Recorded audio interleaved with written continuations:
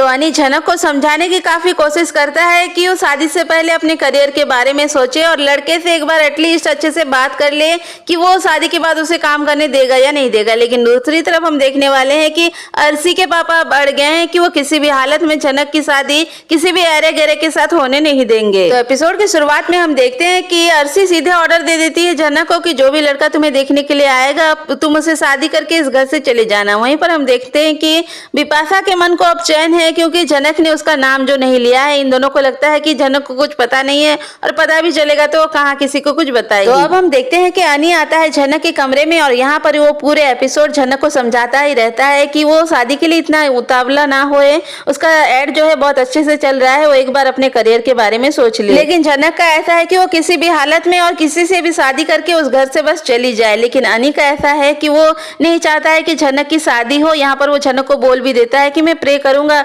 जो भी लड़का तुम्हें देखने के लिए आएगा ना कल वो तुम्हें पसंद ना करे। इसी बीच झनक बोलती है कि आप मेरे बारे में क्यों इतना सोच रहे हो, मेरी क्यों इतनी फिक्र कर रहे हो। तो अनी बोलता है कि तुम भी तो मेरी फिक्र करती थी, इसी वजह से हॉस्पिटल आई थी ना दौड़ दौड़ कर मुझे देखने के लिए। इन दोनों की बातचीत के दौरान अनी झनक से पूछता है कि तुम्हें किसने जबरदस्ती पिलाया था, लेकिन झनक किसी का नाम नहीं लेती है। अनी बोलता है कि ठीक है फिर मैं सीसीटीवी फुटेज देख लूंगा और मुझे तब सच्चाई का पता चल जाएगा। तो फाइनली अनी थक जाता है क्योंकि झनक उसकी बात को समझना ही नहीं चाहती है। अब अनी झनक को बोलता है कि तुम कितनी हार्टलेस हो, मेरी एक बात को सुन लो, मैं कभी भी तुम्हारा बुरा नहीं चाहूंगा, मैं भले दूर खड़े होकर तुम्हें देखता रहूंगा लेकिन मैं चाहता हूं कि तुम किसी भी हालत में खुश रहो अपनी जिंदगी में। दूसरी तरफ हम देखते हैं कि अर्शी के पापा को लगता है कि सृष्टि किसी भी अरे गहरे लड़के के साथ झनक की शादी करवा देगी। यहाँ पर ये अड़ गए हैं कि मैं तो झनक की शादी किसी भी हालत में होने नहीं दूंगा। लेकिन यहाँ पर अर्शी अपने पापा को इमोशनल ब्लैकमेल करती है और बोलती है कि देखिए पापा, झनक की शादी तो हो चुकी है अनी के साथ, अगर वो कभी भी आकर सबको बोलेगी कि मैं झनक की पहली पत्नी हूँ तो लीगली तो वही उसकी बीवी है ना, फिर मैं क्या करूंगी। तो बेटी के प्यार में बेचारे मान जाते हैं झनक की शादी किसी के साथ भी करवाने के लिए। तो पोस्ट इन में हम देखते हैं कि वही लड़का देखने के लिए आएगा झनक को। यहाँ पर झनक से कोई कुछ नहीं पूछेगा कि उसने लड़के को पसंद किया है नहीं किया है, कोई सवाल जवाब नहीं होता है। जैसा कि इन लोगों की प्लानिंग पहले से ही है, सृष्टि ने पहले से ही लड़के को समझा रखा है तो लड़का झनक को देखते ही पसंद कर लेता है।